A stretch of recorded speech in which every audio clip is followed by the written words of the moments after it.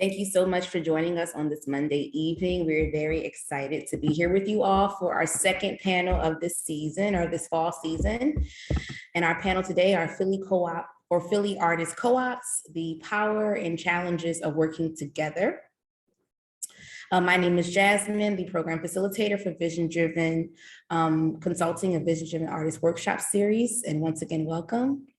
I'm going to be providing introductions for our facilitator and for our panelists before we get started. So feel free to get comfortable. Starting with our facilitator, Brittany. So Britt is a self-lover of the arts and artist, supporter, activist, and advocate with the individuals and entities building and demanding power for BIPOC communities and families. As for our panelists, all of the panelists are artists who focus on different media and individuals who are politically engaged in the ways they engage their art and their work. Our first panelist, Daniel Park. He's a performing artist and co-founder of Obvious Agency, which is a worker co-op. He's also staff at the U.S. Federation of Worker Co-ops.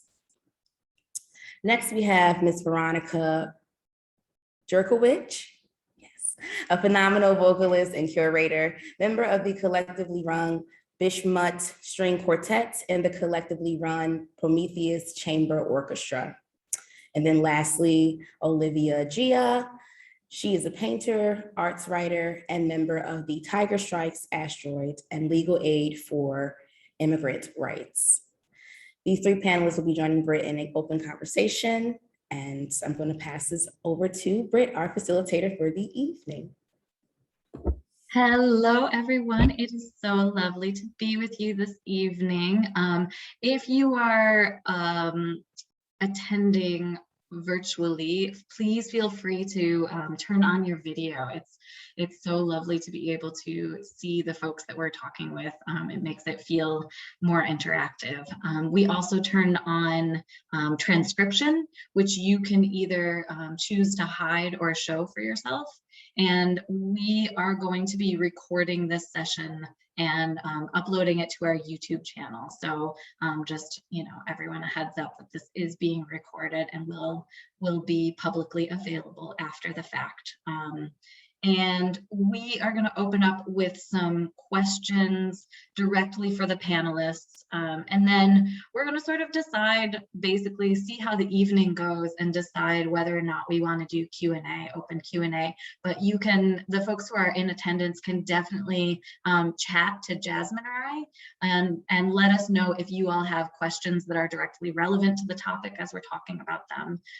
So as Jasmine said, there are three phenomenal panelists this evening, and each of them have been invited to speak and talk from their multiple perspectives. And it's really exciting because this concept of artist co-ops, I think, is becoming more and more popular now as folks are sort of seeing the value of working together and sharing resources and building resources collectively. And there's a range of ways that we can understand artist co-ops, and the three panelists really, through their work with different organizing bodies, really understand and believe and value collective governance, collective organizing, but practice it in vastly different ways. And so Daniel, through his work with the U.S. Federation of Worker Co-ops, has like a really deep understanding of the formal structures of cooperatives and the different ways to like formally and officially organize cooperatively. And Olivia and Veronica both work within organizing collectives and cooperatives that have very different structures from each other. And then Daniel also works in an arts entity that has a different organizing structure. And so I think between the three of you, we will get a really broad understanding of ways to organize collectively as artists. And it's going to be a good conversation. And so I do want to encourage the three of you to answer the questions, but also be in conversation with each other. And so if something interesting comes up, please feel free to just like turn it into a conversation. It's super casual. I've got my glass of wine here. Like we can hang out this evening and make it really cozy and easy. So with that, we will just go ahead and get started. And Jasmine did great introductions, but it's always really lovely to hear people introduce themselves. So if you want to tell us about yourself and your co-op, and then sort of feel free to share anything that's relevant to this particular conversation. So Daniel, do you want to go first? Sure, yeah, happy to. Hi everyone, Daniel Park, use he, him pronouns, live in Philly, like Britt and Jasmine said. Yeah, so Obvious Agency is a worker cooperative based out of Philadelphia, Pennsylvania and Chicago, Illinois. We've been around for about 5 or so years now. I would say we're still in a startup phase as a cooperative. We are still we don't exist as like a legal tax entity quite yet, because we're not at a point of like having enough income to have that make sense. We just operate out of my social security number, right? All of that good stuff. But the way that we work, we're interactive performance company. So we have two sort of branches to our work.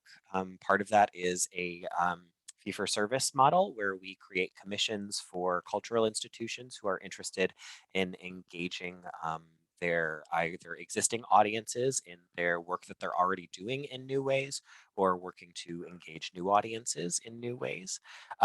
We also do some consulting work for other people who are interested in interactive and immersive work, but maybe don't have a lot of experience in that. We do some educational work as well, where we share our pedagogy and practices, how we create work. And then all of that is done in order to fund the work, the artistic work of the cooperative, right? So our big focus is really about being able to provide a site of dignified jobs for our worker owners, sustainable jobs, right? Thriving pay for the artists that we work with. We're committed to a $25 an hour minimum wage for all of our collaborating artists. That's really important to us. Yeah, and then as a worker cooperative, we sort of operate under the basics of that structure, which are one, that there's a shared sort of financial buy-in to the company. Any worker owners who are interested in, or any employees who are interested in becoming worker owners for the company need to commit $250 in order to show their sort of financial commitment back into the organization. That $250 then grows and gains value over time as the company grows, so that once a worker owner decides to leave, they can either pull from that, take all the money from that patronage account, right? So our worker owners are building wealth as the company continues to grow. Democratic control, right? So we have one worker, one vote in terms of our governance structures. We're still like in the process of figuring out exactly what we want our governance structure to look like. But as we chat, I'm happy to talk about some different governance structures that worker cooperatives tend to use. And then a commitment to the 7 cooperative principles, which I can look up and share in the chat real quick, which sort of encompass the other 2 things that I was talking about. But as we're talking about sort of cooperatives in a more formal way, those 7 cooperative principles are sort of the basis of any type of cooperative, whether you're talking about a worker cooperative, a purchasing cooperative, a shared services cooperative, a multi-stakeholder cooperative, all the sort of different forms that cooperatives take. Yeah, so that's a little bit about us. Can you talk a little bit about you as an individual? And I'm happy to post those seven things too. But yeah, I think your cooperative is interesting, but also you as a person in the cooperative and in the world of cooperatives is fascinating too. Yeah, totally. So my background is in theater. I got a BFA at Boston University. Not that interesting. I consider myself a theater and performance artist now. I came to sort of my interest in cooperatives. I mean, I didn't even know what a cooperative was, frankly, until I started working at the Federation. I just sort of was like, oh, a cooperative is like a bougie grocery store and like primarily Black neighborhoods that push Black folks out, right? That was sort of my understanding of what a co-op is. And then as I started working at the Federation, learned more about worker cooperatives specifically, but also the history of cooperatives. I was like, oh no, there's actually something a lot deeper here, right? That this is actually a tool for building democratic community control and building community wealth for different people, right? Which is also particularly why in the worker cooperative sector, you see so many cooperators of color, so many small businesses owned by people of color to help them build wealth. But I sort of came to this work and that interest. I had a background organizing primarily around racial justice in the cultural sector, first as an activist, and then I would sort of moved on to being a little bit more of an organizer of people. I'm a facilitator and consultant for various types of arts organizations who are interested in, taking on racial justice work in their work. I do some community organizing and political education work. And then after I sort of joined the Federation, started learning about worker co-ops, I also really began to develop a sort of class analysis, economic analysis, and an understanding of new democracy or economic democracy, whatever you want to call it. And so from there, I started doing also a lot of work organizing artists as workers, right? Understanding that we are workers, we are part of an economy, that being part of an economy and running a sustainable business are not the same thing as buying into capitalism. And that actually it's really important that we think about, how are we creating, you'll hear me say this again and again, but how are we creating sites for dignified jobs for artists? Whether that's 1099 contractors and freelancers, or whether we're trying to provide more stable employment to artists, and in all of those various ways. Yeah, so obvious agency does interactive work. I do interactive work on my own as well. Yeah, so that's a little bit more about sort of me and my practice. Great, thank you, Daniel. That's great. Yeah, I think it's helpful to have you situated because you're an artist in multiple ways and have an organizational background, and you live, work, and breathe co-ops. So it's helpful to know. Olivia, do you want to introduce yourself and all of your multitudes and talk about Tiger Strikes Asteroid in any way that makes sense to you at this point? Cool, yeah. So my name is Olivia Jia. I use she, they pronouns. I'm a painter. I'm based in Philly, and I've been living here since 2012. I also do art writing. I write reviews for Hyperallergic about local arts and culture in Philadelphia. Writing has sort of always been a really great way for me to, first as an artist to be able to think critically about the work that I'm seeing in the community. But I think as I've grown as a writer, it's increasingly become a way for me to, to sort of give back, to bring attention to underrepresented artists, to really highlight works that I think are important and maybe that don't get a lot of press on a national level. I do both of those things in my practice. I also currently am working as a paralegal in immigration law, and I do a lot of writing for that as well. So I think writing is something that kind of is a through line for all of the parts of my life. And I am involved in, actually, I didn't mention this to Brittany before right now, but I am involved in Tiger Strikes Asteroid, which is a nonprofit gallery, but I'm also starting as a kind of additional co-op-y thing, basically an artist-run small press with one collaborator who we're really taking on this project together. It's something that grew out of COVID and, having, realizing that we could collaborate despite living in different cities. We, hope to sort of broaden the group and bring in other people to collaborate with us. But right now we're still kind of in an early stage. The purpose of that small press is really, we want it to be kind of part of our practices because she's also an artist, and we want to be able to talk about to create artist books, but also in which the book is sort of an art project in of itself, and also to make books about artists who we think deserve to be highlighted. Our first book is about an artist based in Philly named Leroy Johnson, who's really he's in his late 80s. He's fucking amazing, and we're just really excited about that.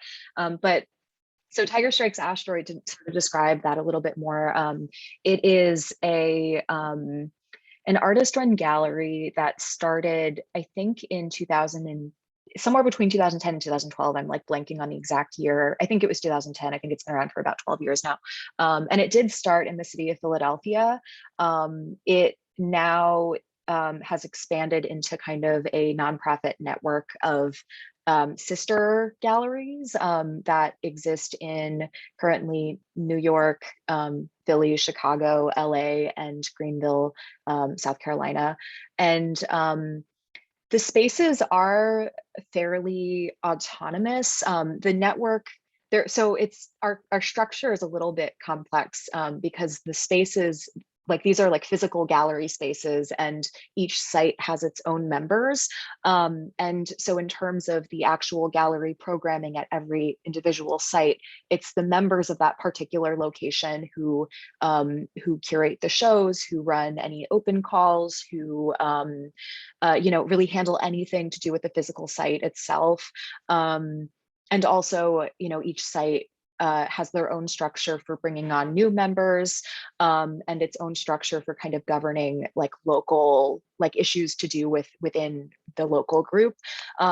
Nationally, the 5 individual sites, so all the members of all sites are like members of Tiger Strikes Asteroid, and we have it's pretty big. I think there's like over 50 members at the moment, like probably around 50 members. And so we do use Slack to communicate across sites and to build any network programming. I think especially during COVID, there was more in terms of non-site specific, national programming that we were able to do, like TSA PDF, which was a sort of curated series of shows that people could download and print out and hang on their walls. And so that was really something that was across all 5 of our sites. There's also been, attempts at organizing international exhibitions, which are still sort of ongoing and which sort of started right before COVID. So we're like figuring out what that looks like in the world now. But there is a degree of like sort of, this is an artist network that gives us access to each other as resources and allows us to build sort of whatever projects we want with each other within that. So I sort of think of the national space as being like a kind of like a looser community of people who can kind of collaborate, especially because there is no like singular national site. Everything is kind of just looser than in the physical gallery, where you're dealing with, like exhibition dates and like deinstall, and things are a little bit more structured. We do, I believe we have a board of directors, or that's something that might be upcoming. And we do have at each individual site, usually more than one like co-director who participates in monthly director meetings with the directors of the other sites, so that there's some degree of communication, and the information can kind of flow from the directors meetings into our own member meetings. Yeah, so the idea I think behind, so getting into the local Philly site, we have exhibitions that run for 6 weeks, and all members of this space have the opportunity to program the space about once every 1.5 or 2 years, depending on what we have on the schedule. We really try to be, I think it's an important distinction that we are a co-op and not a collective, because the idea is that we're all sort of paying member dues, and we're all involved, and we're all then given the space to kind of do what we want for some time out of the year, rather than a situation where everybody is like agreeing to the entire exhibition calendar. We all really have like full agency for the time that we're programming the gallery. So yeah, there's my little intro. That's great. Thank you, Olivia. That gives us a really good sort of snapshot of local and national. So that's good. Veronica, do you want to go next and introduce yourself and talk about the multiple cooperatively run projects or collectively run projects that you're working with, and maybe make the distinction about which of those they are? Sure. First of all, hi everyone. Sorry. Thanks for bearing with me. I'm in my car right now, just because of out of necessity.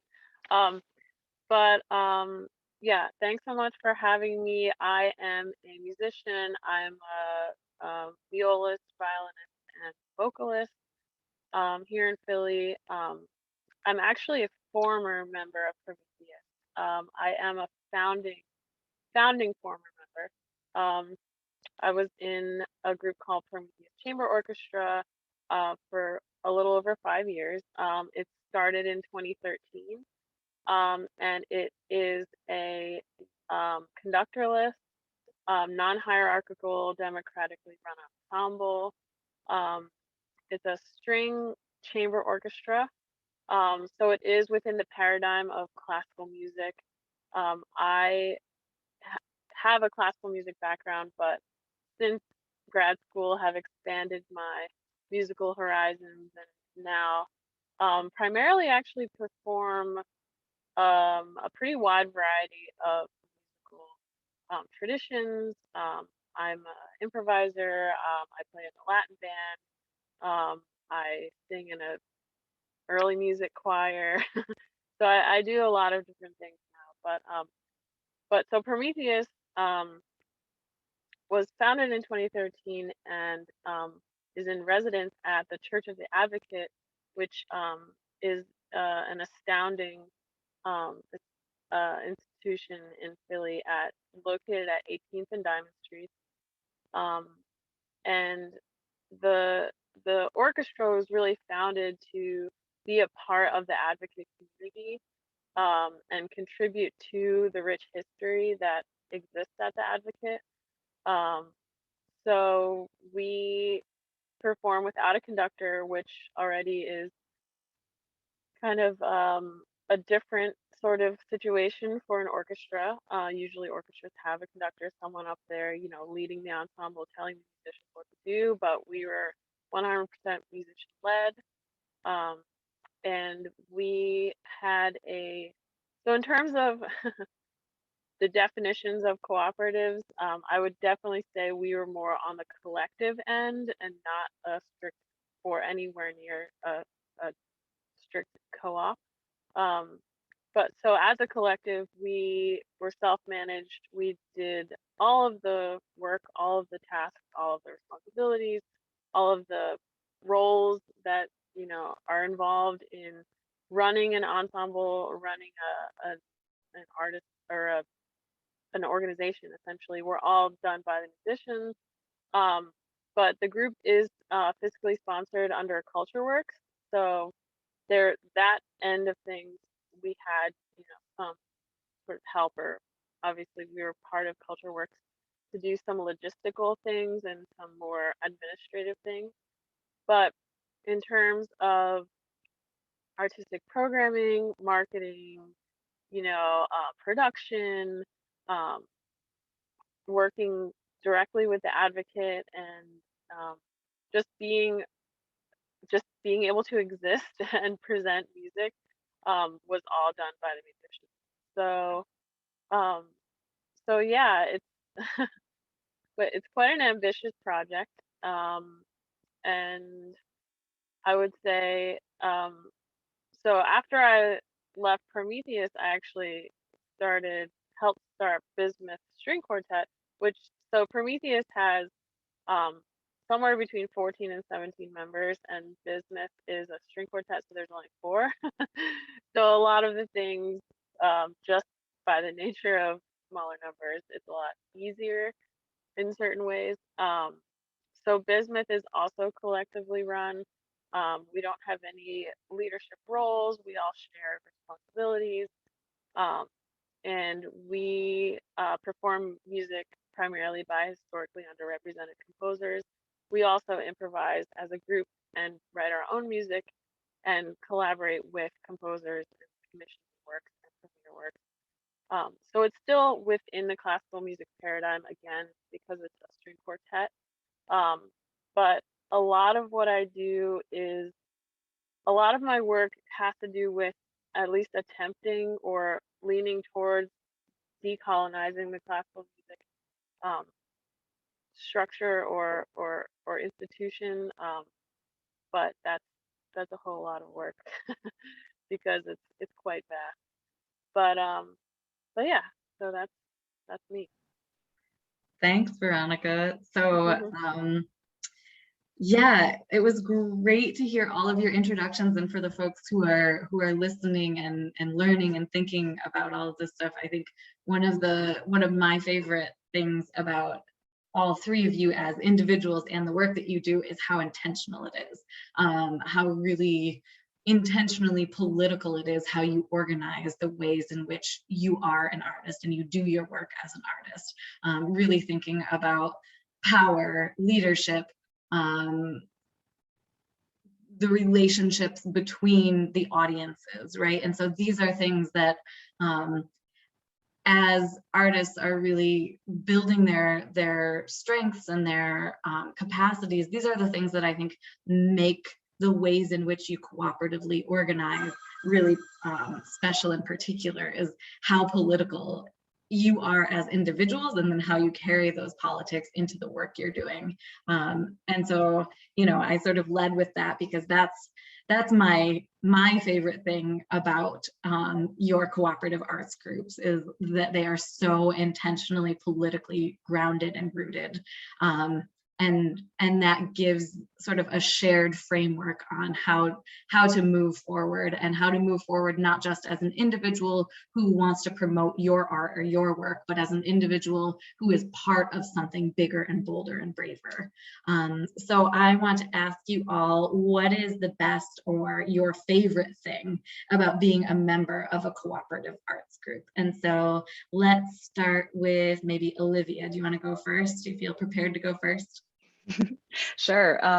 So I would say my favorite thing ultimately is that, well, so I'm going to back up and say, you know, I think within the sort of visual fine art world, there's a lot of the sort of economy of it is deeply veiled in terms of the commercial gallery system, how one gains access to it, how to make money as an artist, like how to sort of break into that, is just something that I think people don't understand, because there is no logic behind it. There is no way to, it's so deeply not a kind of world that you can just put in the work and expect to receive, you know, a sort of result. And I think for a lot of artists,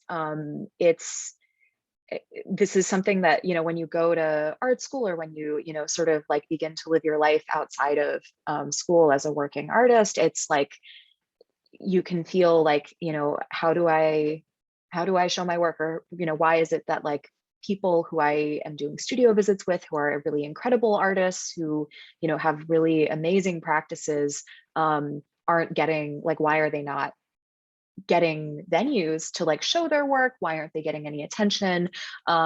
This is something that I became really tuned into, because my first job out of school was studio assisting for a number of artists who were in their 70s, and one of them I became really close to, and she's just somebody who I think is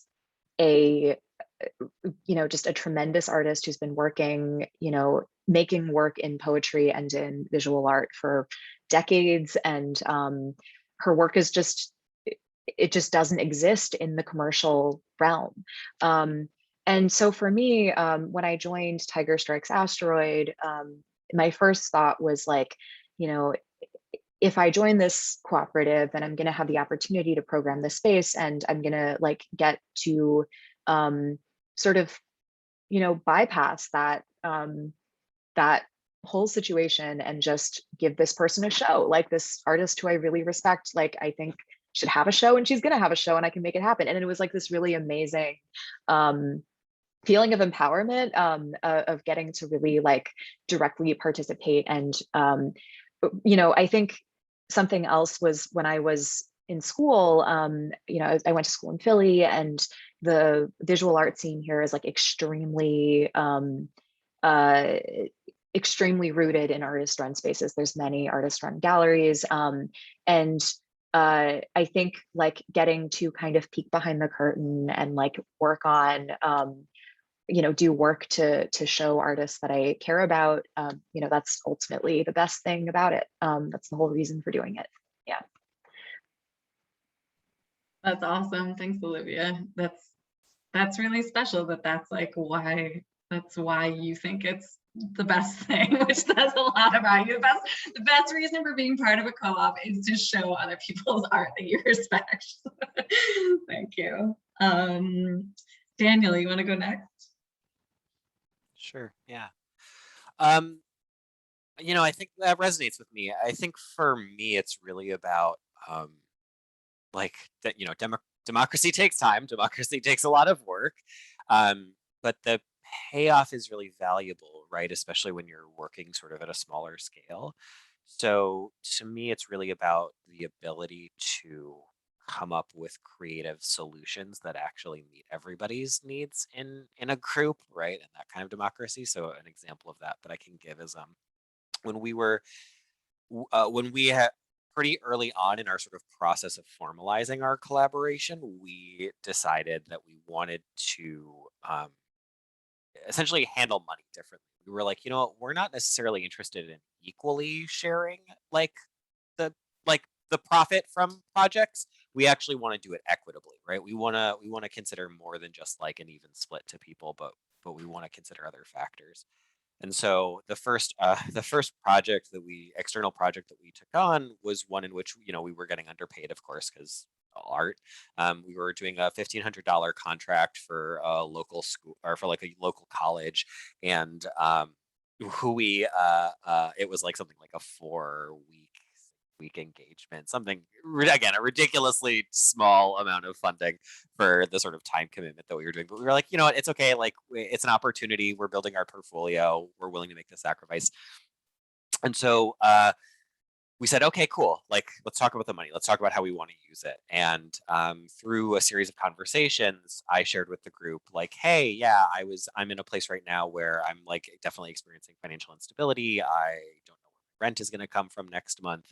And the other two worker owners of Obvious Agency, Joe, Ahmed, and Ariana Gass, they were both like, okay, cool. Well, we both have stable day jobs right now that are providing us with the income that we need. So how about you take your rent for next month, and then we'll put the rest of our funds back into the company as like an investment in the success of the company, or we'll take whatever, you know, portion we feel like we need to take in order to feel well compensated for this work.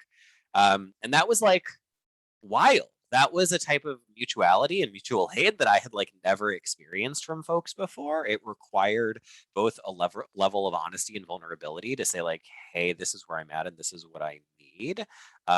And a willingness from others to say like, oh, cool. Well, yeah, I can meet that need. That's fine. I would love to be able to actually meet that need for you. So that kind of sort of creative problem solving that allows people to say like, this is what I need. This is what I want. This is what I'm not willing to do. This is what I'm not willing to give up, and have really open and honest conversations about needs and boundaries. Yeah, it lets you create a structure that's actually going to work for the people involved, as opposed to just you know, like Olivia was saying, going back into best practices. And I've heard of other arts co-ops being like, they're more well established, being like, yeah, we were working 5-day weeks and that wasn't working for anybody. And so at one point we decided like, we want more time for our own individual artistic practices as part of our work together. And then that like the whatever solution they sort of came up for that still wasn't working. And so they were like, okay, but what if we just did 4-day weeks instead? And then everybody has an extra day in their life to like do the thing, and we don't cut anybody's pay for that.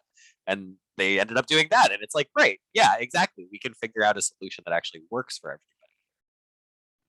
That's interesting though, because what you're talking about is sort of like, don't capitalism cooperation, right?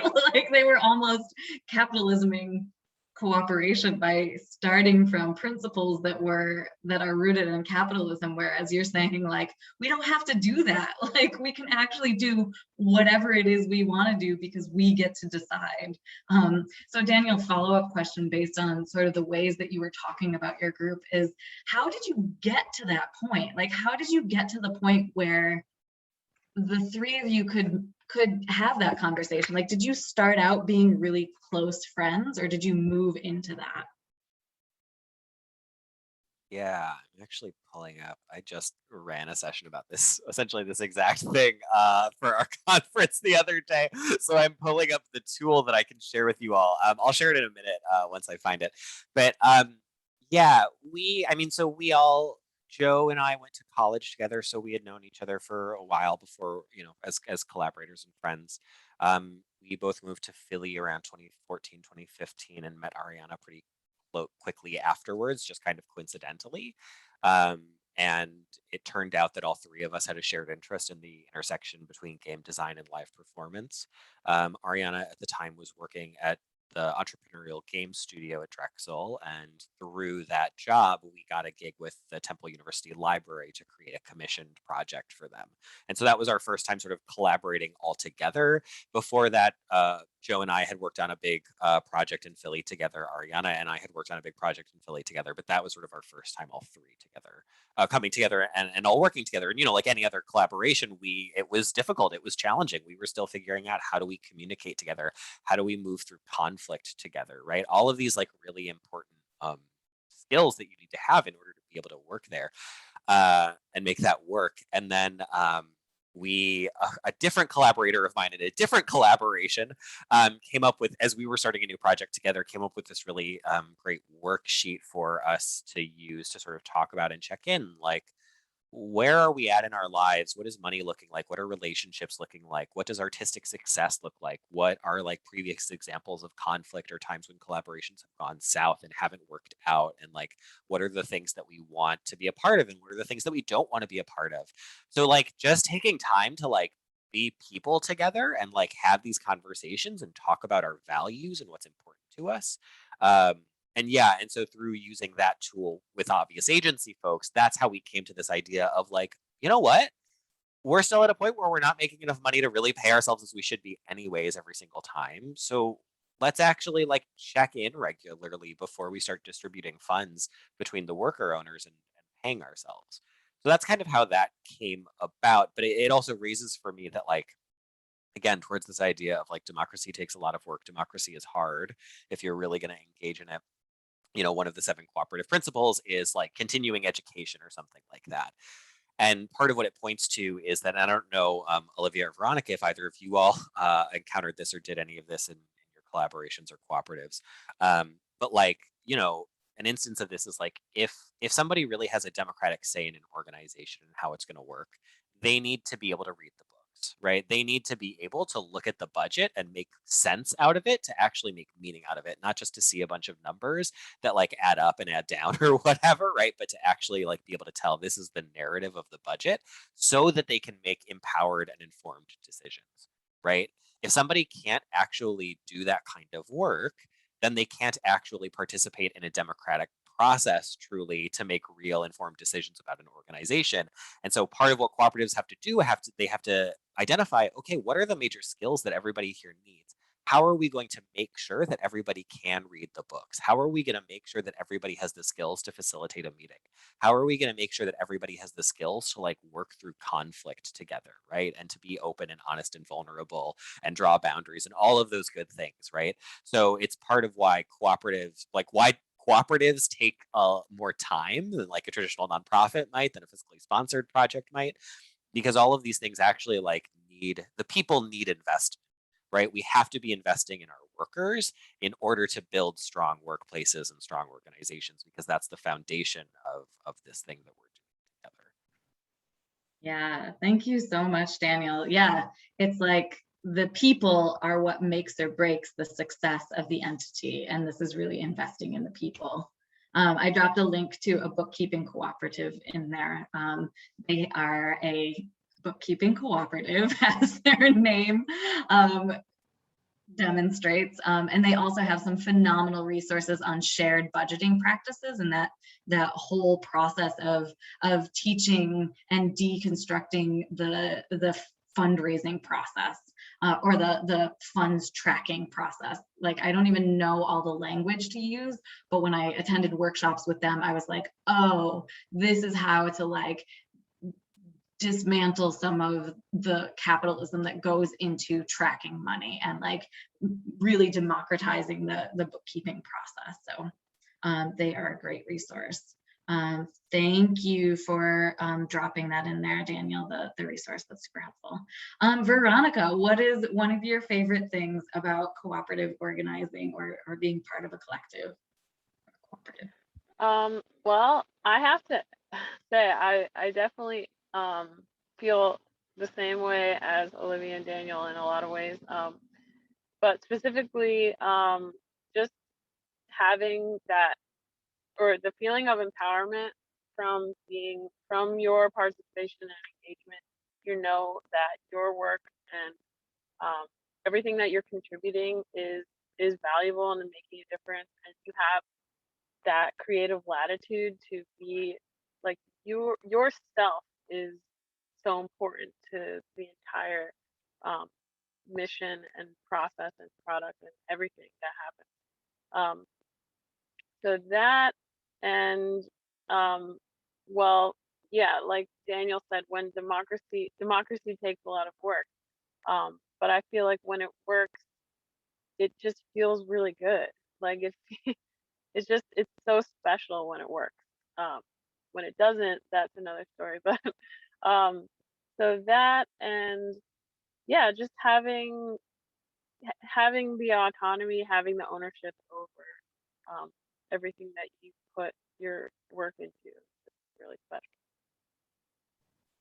Thanks, Veronica. And I'm going to bounce it back to you for this next question, which is, what is the worst or your least favorite thing about being a member of an arts co-op? And, you know, I know that you talked about, like, you know, Prometheus isn't really running right now. And like, there were so many members, and now, you know, you've lived and learned and started Bismuth, which is a quartet. So like, yeah, clearly that decision to go from like a 14-person orchestra to a 4-person quartet like speaks to one of your like learnings from that experience. But can you share other things that you've learned, or like, you know, the worst part for you of being part of those groups? Sure.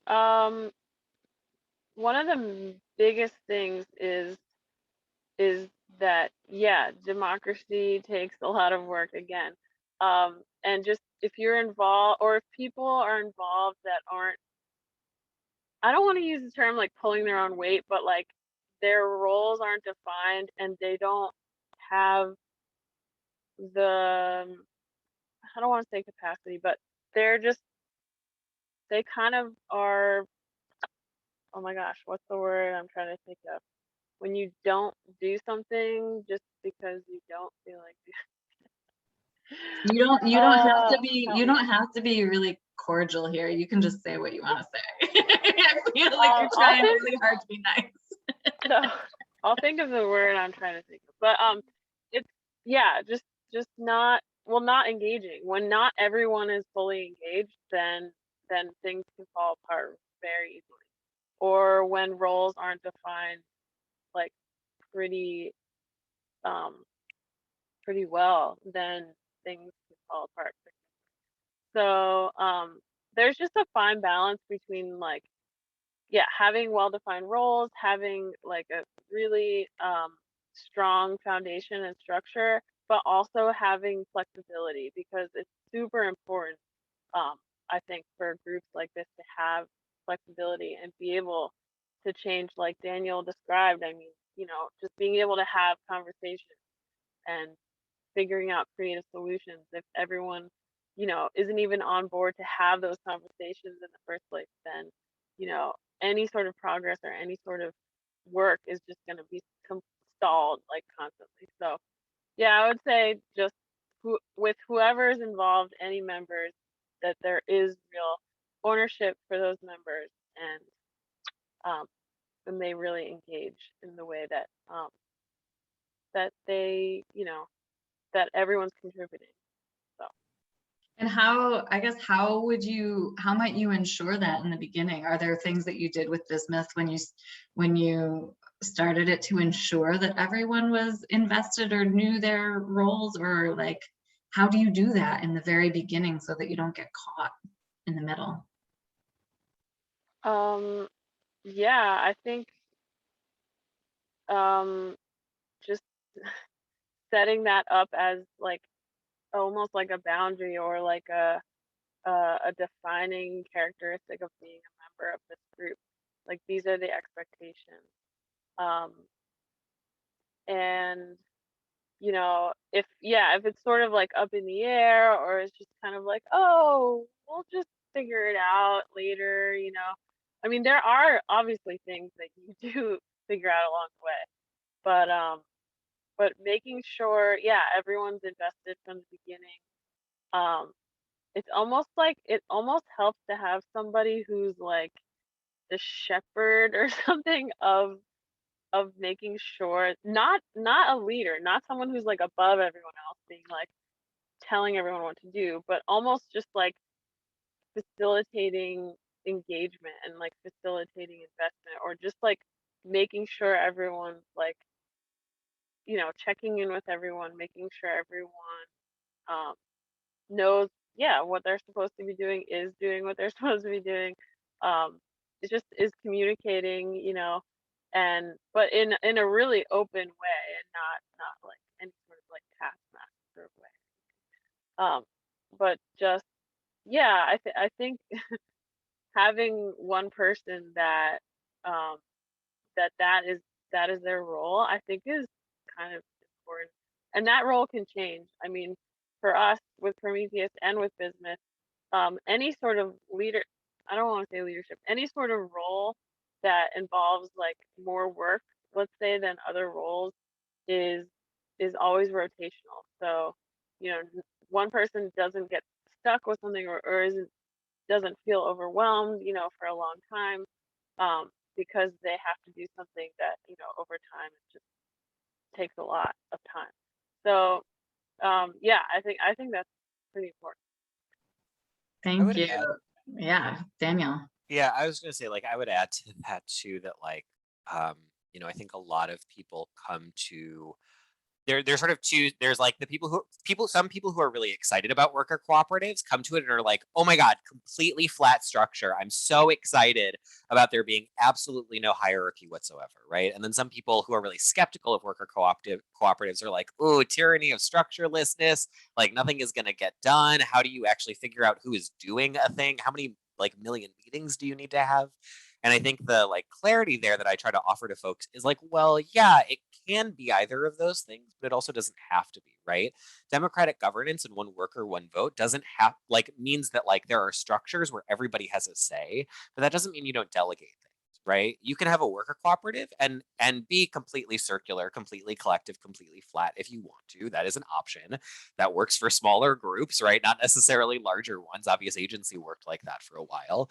But then also like at a certain point, it's like, yeah, hierarchy can be helpful. Clear and defined roles can actually be useful, right? I don't need to like, I personally don't feel a need to have a say in like every aspect of every part of our organization, right? Like, I don't really care what our social media looks like in the end. I don't even need to give input on it. If somebody else is like down to do that work and excited about it and feels a certain way, like, go for it. That's super cool. All power to you, right? I would much rather have a role of like helping project manage things, helping put together budgets, right? Helping decide like what is our season going to look like and things like that.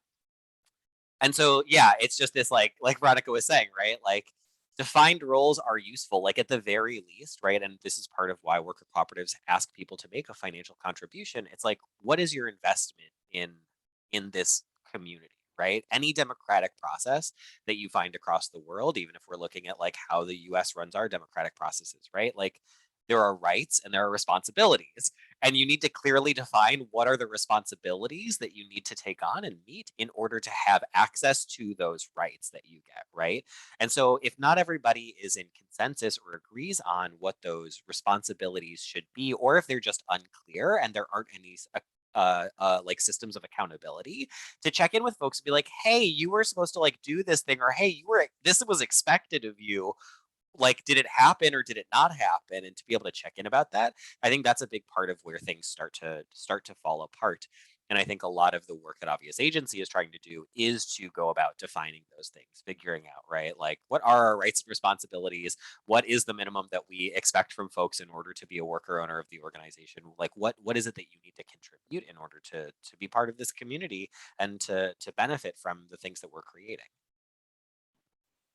Yeah, thank you, Daniel. Yeah, it's so spot on. Like, not everything in cooperative organizing has to be completely equally distributed and a decision by everybody all the time. Like, there are people who do take the lead on certain things, and maybe everybody takes the lead on something different, so that not everybody has to take the lead on everything. And that's still flat, right? That's still a flat governance structure. So I'm hearing deep relationships, clear communication, strong boundaries, really clear position descriptions or like project roles. Certain things rotate between people. There's training and education where people are lacking some of the skills. There are accountability measures in place. So all of these things are sort of different ways in which cooperatively organized groups are successful. So Olivia, other sort of challenges that you have seen, or the worst part of being a member of a co-op? Well, I think ultimately, co-ops are they're like structured tiny communities that are made up of people, and people are complicated, and there are disagreements, and there are like political disagreements, and there are like all sorts of just all sorts of things happening there. And I guess the differences between joining a collective that's been long established versus being involved in starting your own, right? Because when you're starting a community with and everyone involved is making a decision to be in community with one another and to work together, there's an opportunity to really like build these structures that both Daniel and Veronica have been describing. I think that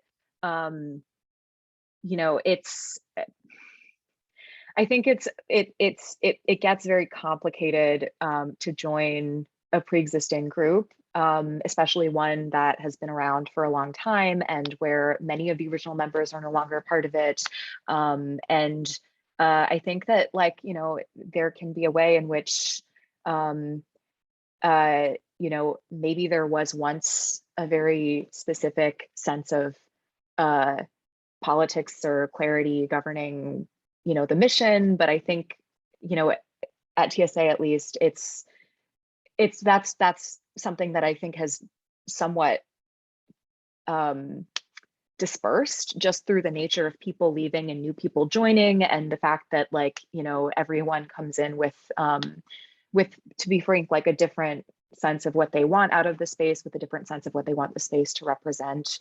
And like, for instance, I feel strongly that I don't want to show my work at TSA. I want this to be a space where I can show other people's work. There are people who don't agree with that in the space. There are very different ideas of what we want Tiger Strikes Asteroid to be, that are potentially irreconcilable. And I think this is part of the process of being in artist co-ops is and any form of collaboration, is that you learn from it and you realize okay, this is clearly this is a structure that works really well for some people, and maybe this isn't the structure that's the perfect one for me, and how do I glean from this the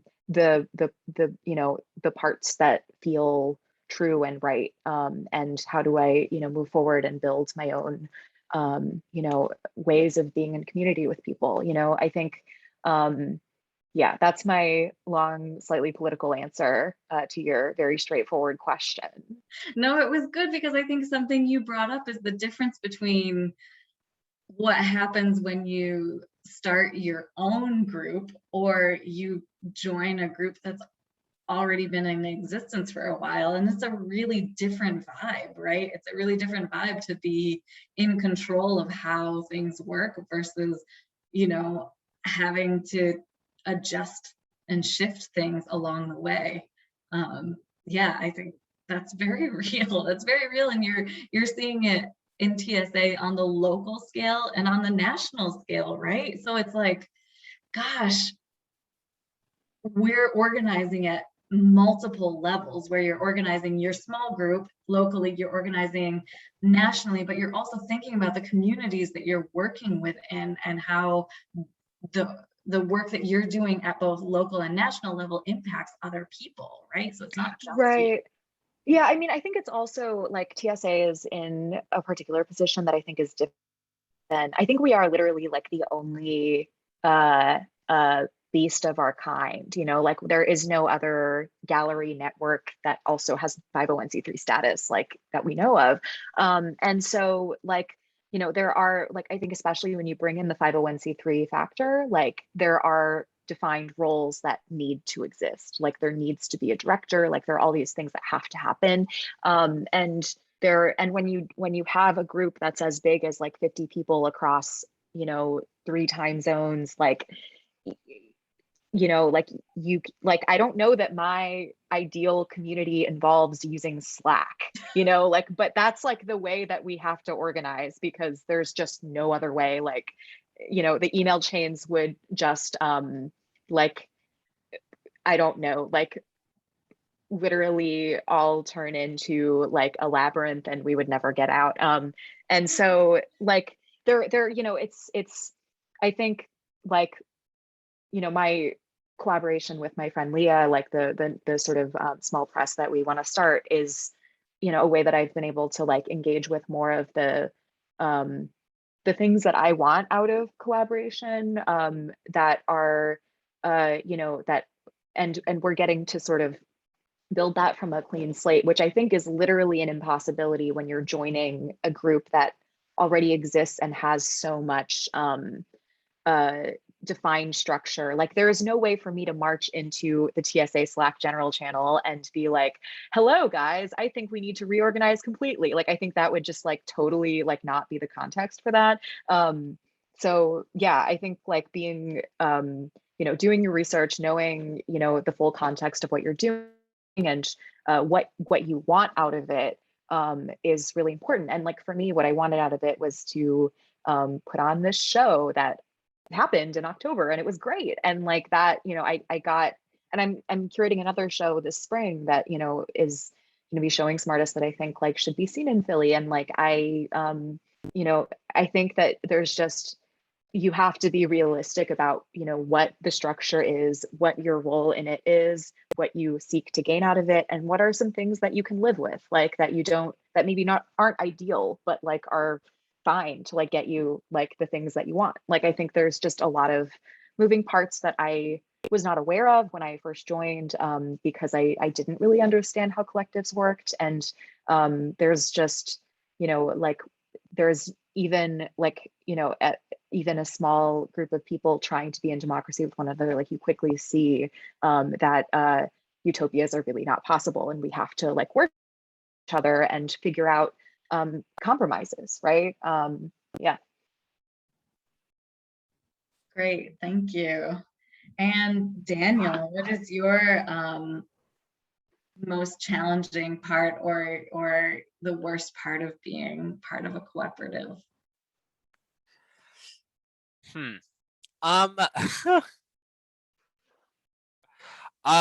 This is so specific, but like I think the most challenging part is particularly as an arts and culture cooperative. The cooperative sector isn't right. It's a sector that does work with, you know, other than in the way that they govern themselves, like traditional small businesses, right?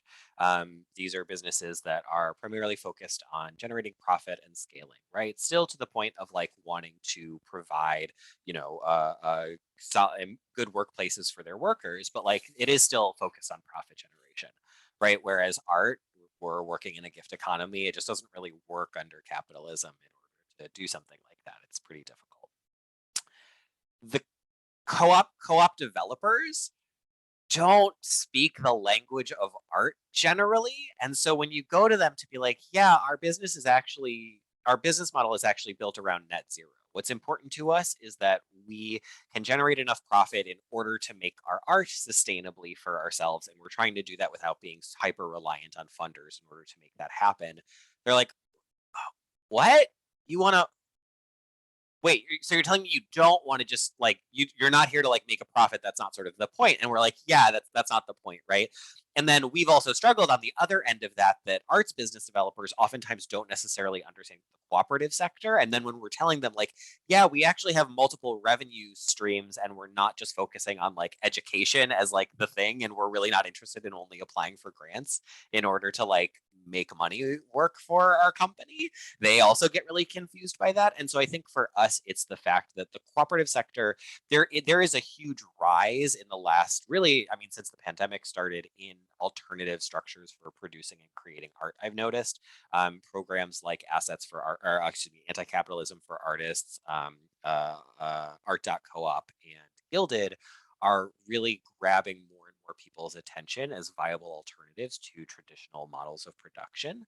But the co-op sector hasn't fully caught up to that yet. And so a lot of the people that have the technical knowledge to help develop these small startups, they're not prepared to work with artists who actually have a slightly different aim than some of the clients that they're used to working with. And I think in that same, where was I with this? So there's that, and then and in that same way, like funders, right? Like it's hard to get money for artist co-ops in order to afford technical assistance for startups, because again, most loans that you're going to get are reliant on, okay, well, are you going to be able to generate a profit? And then if so, they don't want to be just giving you loans for operational costs. They want to be giving you loans for equipment or other things that, you know, have value that they could then recoup some of the costs, some of the expenses from the loan, right? That they've given you. And technical assistance generally isn't free, right? Unless a technical assistance provider has gotten money from the government or a funder in order to be able to provide technical assistance for free, right? So it's just this vicious cycle of like, there aren't really people who are quite ready to provide the expertise needed to support younger arts and culture co-ops to like really get off the ground and start doing something new. And then the actual financial resources aren't quite there yet in order to help us get access to the services that we need. That being said, I think the good news from some conversations that I've been having from folks in different spaces that I've been in is a lot of arts funders are really interested in the solidarity economy right now and are starting to create opportunities specifically for funding solidarity economy work. They don't have it all figured out yet, and they're taking too long as always. But that interest is growing, and that interest in systems change is there from funders to provide some of these opportunities. And some of the cooperative developers who I've been talking to are like, well, all of the training resources to help somebody become a cooperative developer, like that infrastructure, that pipeline is there already. All we need are the people who already speak arts and like arts organization to like get into those programs. So I'm like working on a back end project right now to like bring the funders who have the money and bring the co-op developers who have the expertise and bring the arts developers who have the like sector specific knowledge all together to be like, it's actually really easy. Let's just put the money into the thing and start getting people there. And then ideally what I want to happen is then as these like cohorts are starting to roll out, to start partnering them with startup co-op arts and culture co-ops to like get. It's all very like theoretical at this point, but this is like the vision that I've got right now for this lack that we're experiencing. It's brilliant. And I'm in. Like I'm in, you know, I'm in. It's like it's not theoretical, it's like happening, and it's this like tragic and beautiful space, this void between organizational structures where the people with the money are like, I don't know how to give you money because you don't have an entity that looks like what I know. Oh, it's so wild, and it makes me just want to smash my head against things. But I hear you, and I'm in, Daniel, for whatever you're cooking up. You know, I'm in. So a question from the audience that's totally aligned with what we're talking about is, so we know that y'all have had conflict in your groups.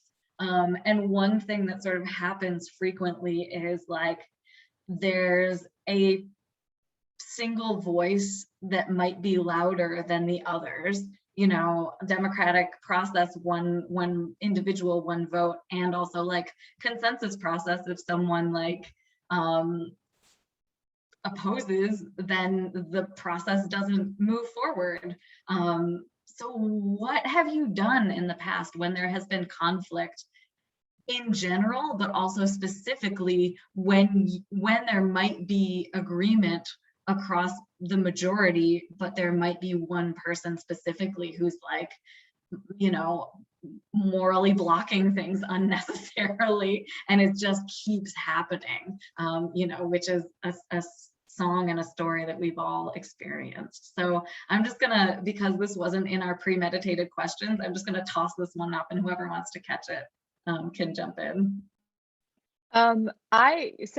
I've probably been the person who morally blocks things before. That's probably definitely actually for sure happened. But we don't have a consensus system. So like to some extent it just like doesn't matter, and like we just like move forward, like despite my constant obnoxious voicing of these issues that I think there are. And you know, I think that like it's complicated because when there is somebody who has more power in the group, like I think this is really like it's a structural problem. Like and structural problems sometimes can be solved and sometimes can't, because there's a point where like if you demolish the structure, then like maybe the thing doesn't exist anymore. And there's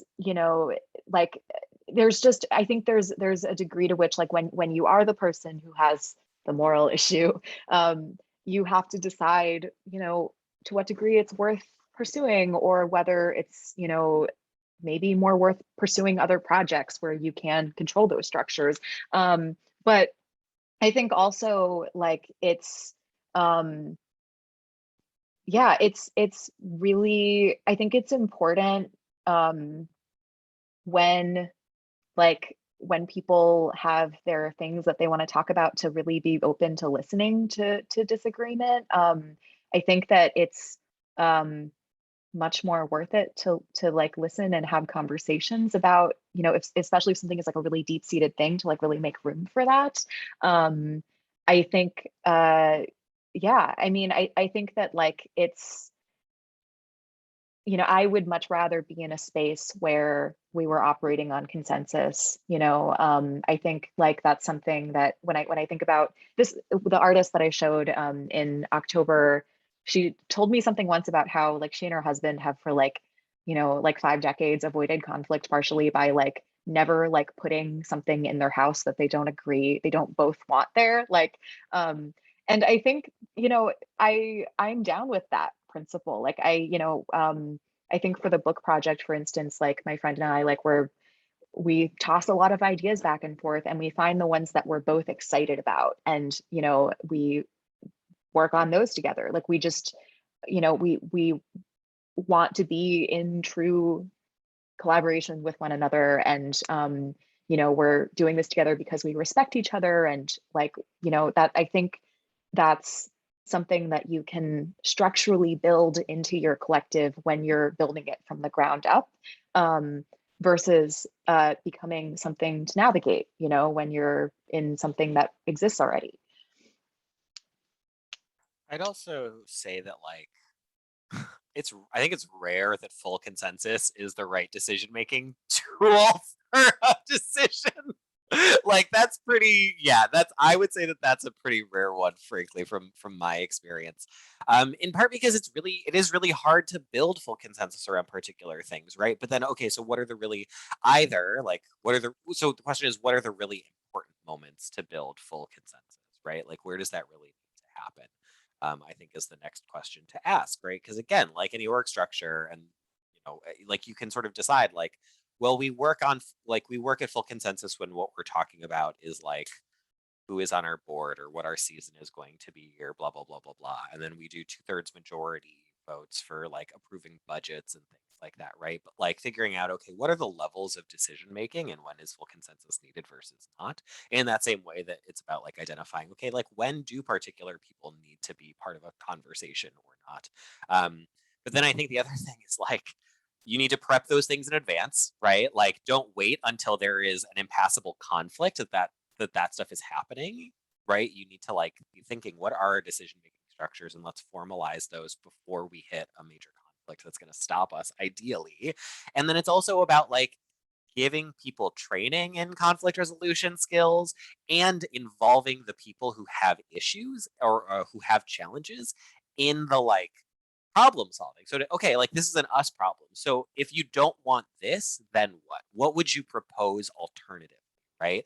Putting it back to them so that they have to be part of the problem solving towards the issue, right? Like if you're not, again, rights and responsibilities, if you're not going to help us fix this thing, then why are you telling us it's an issue, right? Like, can we be in this together, right? Can we make this work for all of us potentially? I just want to also say that, like, I think, and I'm not someone who's like well versed in any of this from like a literary point of view. Like, clearly, like, I don't have the like any technical training or knowledge about co-ops really, aside from my own experiences. But I think that there's, something that I think if I am involved in collaborative projects in the future, or like if Leah and I ever have more than just 2 members in our press, I think that there's a big difference between making all decisions by consensus and there's a difference between that and making sure that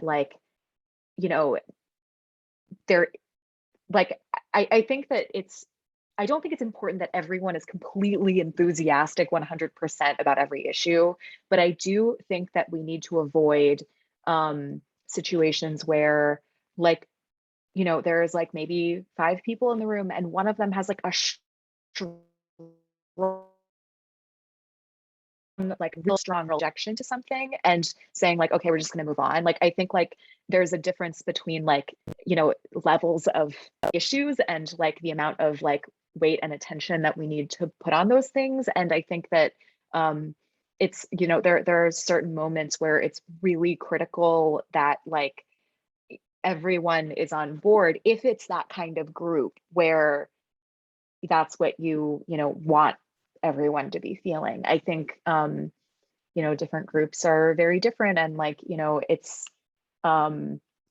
yeah, I mean, like, I think I realized at various points that like there are just things that like that I believe that other people disagree with in the group, and like those things are severely in opposition, and then you have to think like, is it worth it to continue to be in community, right? Like and that's like a real question.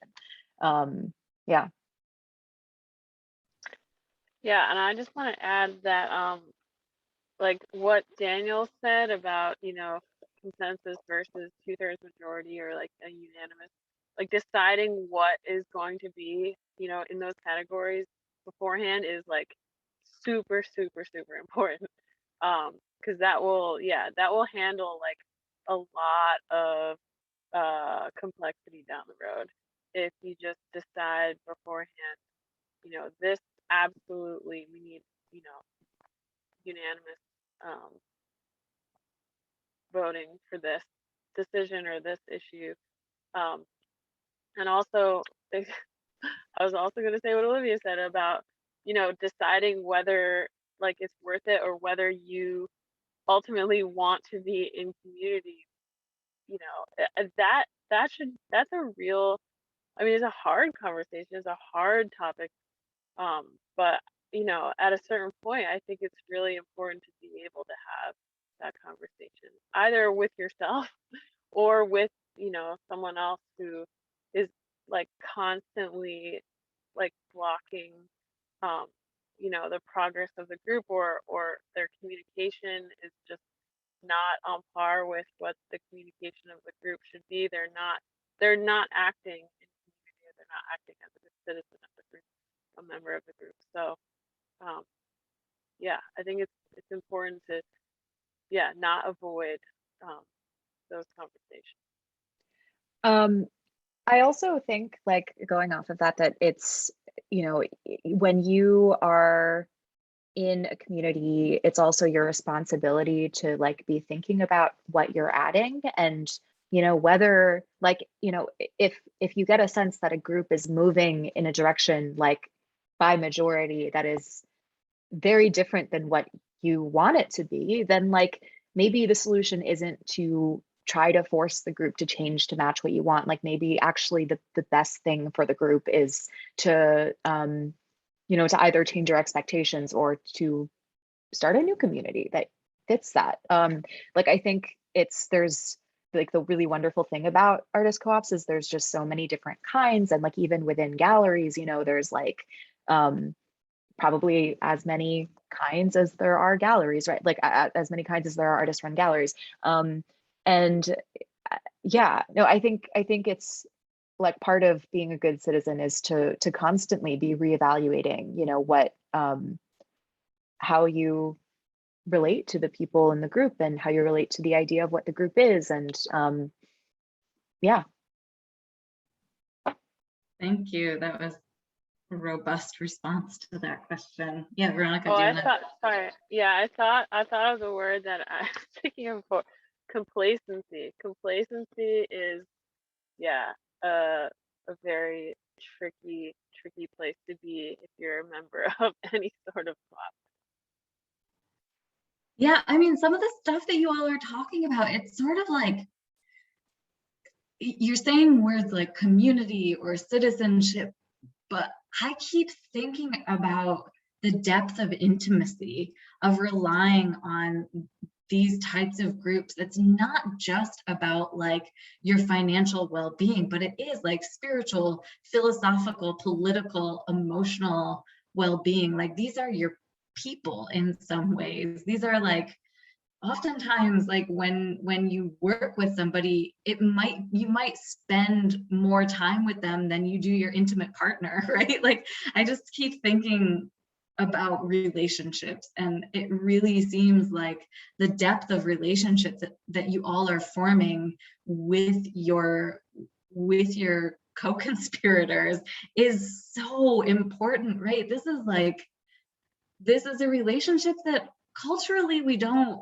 value, like an intimate relationship with an intimate partner, but there is a level of intimacy that is so deep with this group of people that you are bringing up a lot of the same issues that happen in intimate partnerships, right? Like we need to know our boundaries, we need to communicate all the time, we need to be able to move through conflict. It's like creating a community of people that you want to be in deep relationship with, you know, beyond intimacy, or like within intimacy, because intimacy can mean a lot of things to different people. So it, like what I'm hearing from you all is just the depth of trust and communication that needs to be built among the group in order for it to be successful, and like holding people accountable.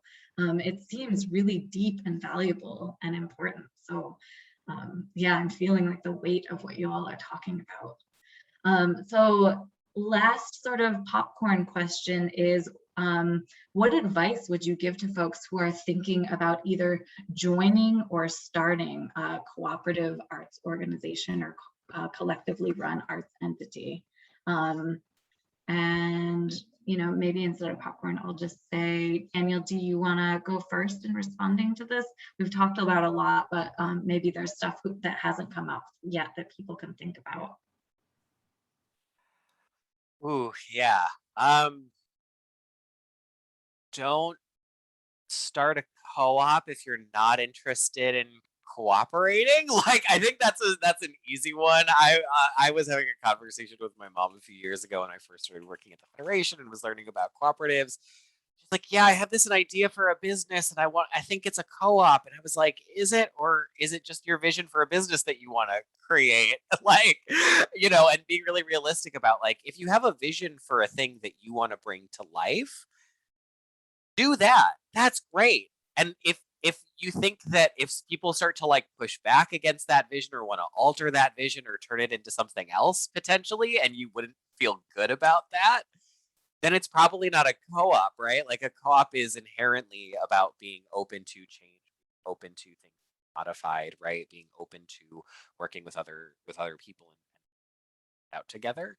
So, like, which is to say, like, co-ops are great. They're awesome. I'm a big fan of them as like an alternative way of working and organizing people. And it's not the right fit for everything. And being a co-op doesn't necessarily solve every problem. I think with that, like, know that it's going to be slow to start if you're like really invested in being a co-op, and that there are a lot of resources out there. But yeah, like we've said, democracy takes time. That relationship building is important. So yeah, just be ready for things to take longer than you expect, longer than you want, and like for that to be okay, because all of that work is still part of Thank you, Daniel. It sounds so basic, but also so deep, right? You have to want to work collaboratively. Brilliant.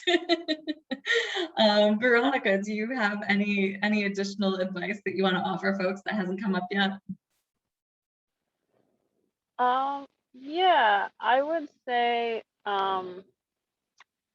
be very, very intentional about who you're starting it with.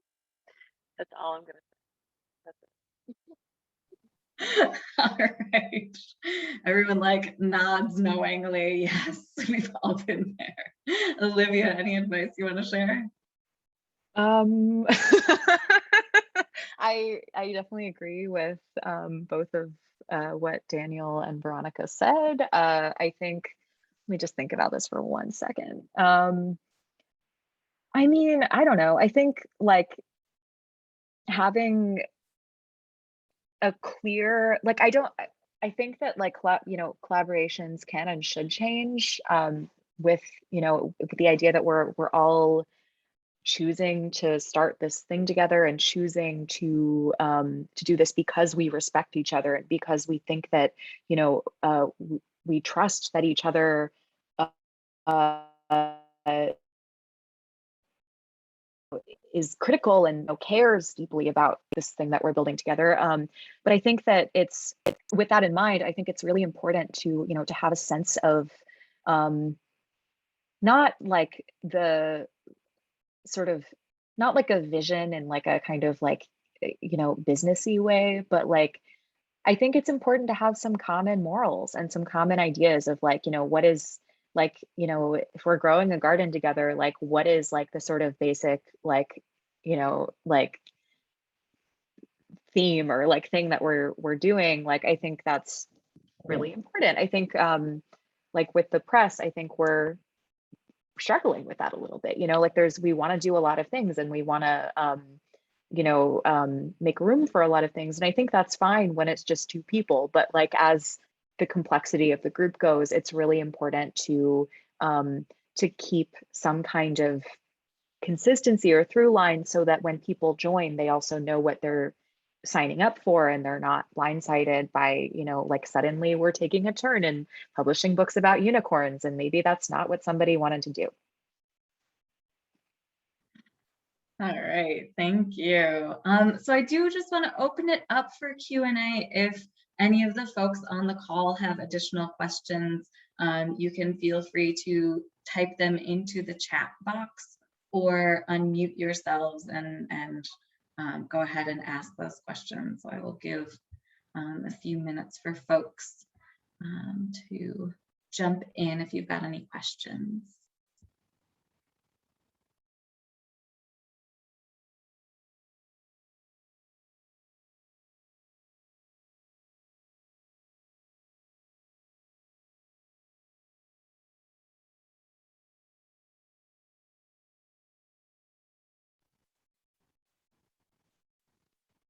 All right, so I'm not seeing any questions, but I do want to just sort of open it up to final thoughts.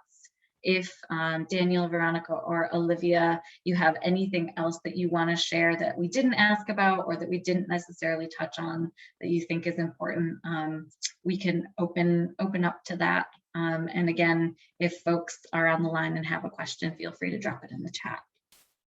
Anyone want to share final closing thoughts?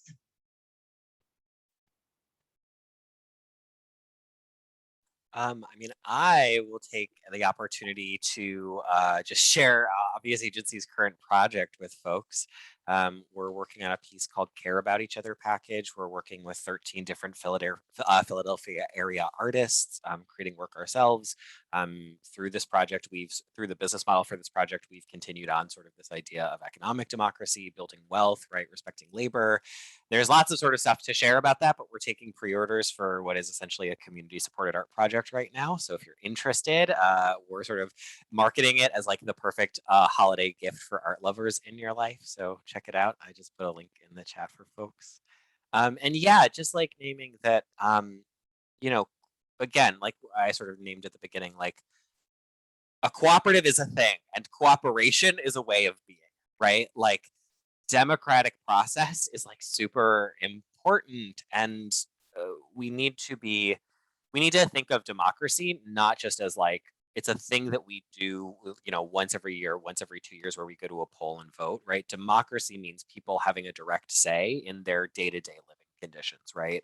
That's what workplace democracy is. That's what economic democracy is, right? We have a say in the things that impact us. So whether you're interested in starting a cooperative or not, right? Like over the course of the next week, like take a look around yourself. What are the parts of your life that you actually have a say in, right? That you actually have a way of shaping or not? What are the things that get in the way of that? What are the things that enable that? And try thinking about like, well, what are the ways that I could, you know, that we could create democratic structures to help create more say in some. Thanks so much, Daniel, and thanks for sharing that link. I can't wait for the CSA to come out. Olivia or Veronica, do you all have anything else you want to share? Yeah, Olivia. Yeah, I mean, I think like, you know, it's interesting hearing, you know, Daniel talk about cooperatives from this angle that's extremely different than TSA because, you know, at TSA, we don't make any profits. Like we all pay member dues every month. There's no expectation of receiving anything back aside from being in the space and curating the space. And I think, you know, with artist run galleries, like it really comes out of economic necessity, like the idea that like not one of us alone can afford to rent a gallery space and put on shows all year. And frankly, probably none of us have the time to do that either. And so it's a pooling of resources. I do think it's important to consider, you know, what you want out of the project that you're doing, and you know, to consider also alternate models, to consider like, you know, ways to cut costs, if that means if there's a point where the economic necessity to like pay the rent for the space is impeding a kind of like more abstract goal or moral or sense of what the space should be doing. Like I think that it's important to consider creative solutions. There, you know, I know there was one of my teachers once told me about a collective, I think maybe in Salt Lake City or in Chicago, I can't remember which, that was called like the Parachute Group or something. And they called themselves that because they just like didn't have a space. Like they found empty storefronts, they found spaces that were available for 2 weeks or 5 days or whatever. And that's where they did their programming, and they were able to avoid, you know, the pitfalls of, you know, needing to pay member dues and having a certain, you know, requisite for a certain number of people, or, you know, maybe there's a year when like you're trying to get people to join, but there are like only 2 people who show, like, you know, like there's like all kinds of ways in which I think when you're dealing with a structure that does not involve income, but in fact involves paying, like, I think it's really important to consider just alternate solutions. You know, not that there's anything wrong with a classic sort of gallery, nonprofit gallery structure, but I think, you know, be creative. It's 2021. Hell yeah. Thanks, Olivia. Veronica, do you have any closing words? Yeah, I think you know what you said, Britt, about just how deep the relationships really are whenever you embark on anything like this is just, that's just the real truth right there. And it really is based on you know, trust and mutual respect. And honestly, like whether you would even like want to hang out with like this person or these people like outside of this context, like you need to like choose each other and then like be like, okay, we're in this together, but and not just in like this, you know, financial way or logistical way, or you know, even just being listed on the website way, like really truly like you're in this together, like, and everyone having like the right mindset of knowing what they're getting into is very important. And just, you know, things like complacency and ambivalence are like like giant pitfalls for anyone who, you know, or is maybe even unsure that they don't even know, you know, what being in a cooperative or a collective might entail, or a democratically run group. So yeah, just like knowing what you're getting into, knowing who you're getting into it with, and but obviously knowing that you're gonna have to learn a lot the way. But yeah, those two things are important. Thank you, Veronica. And I know you're outside of your choir practice, but it's been lovely sort of seeing the Philly traffic behind you. There's like a piece of me that's like, oh, it feels so familiar. So, I know, it's I feel probably like annoying being in your car, but I've appreciated it. no, I'm glad you said, because yeah, I was worried that it would be like, I don't know, distracting or whatever. But yeah, this is Center City, Philly right here. So Yeah, I could bring it to you. Thank you. I appreciate it. I'm up here in the woods.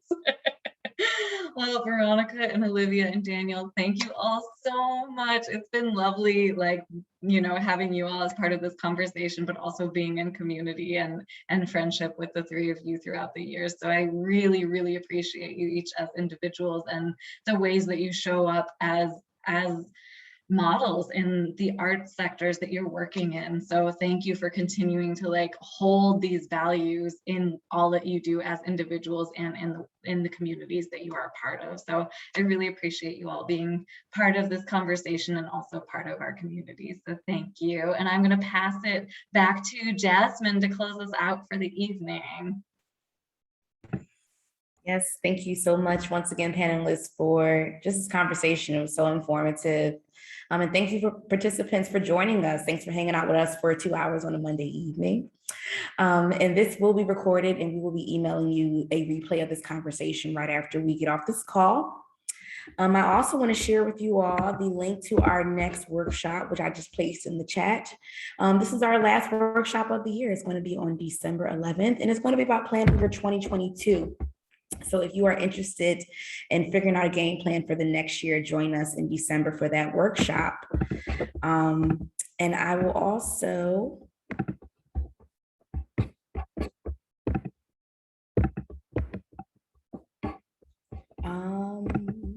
actually, no, that's it. I was going to show the flyer, but I don't need to because I shared the link.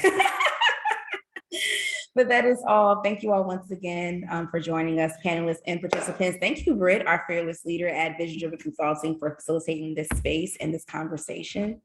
And you all have a wonderful evening. Bye, everybody. Have a good night.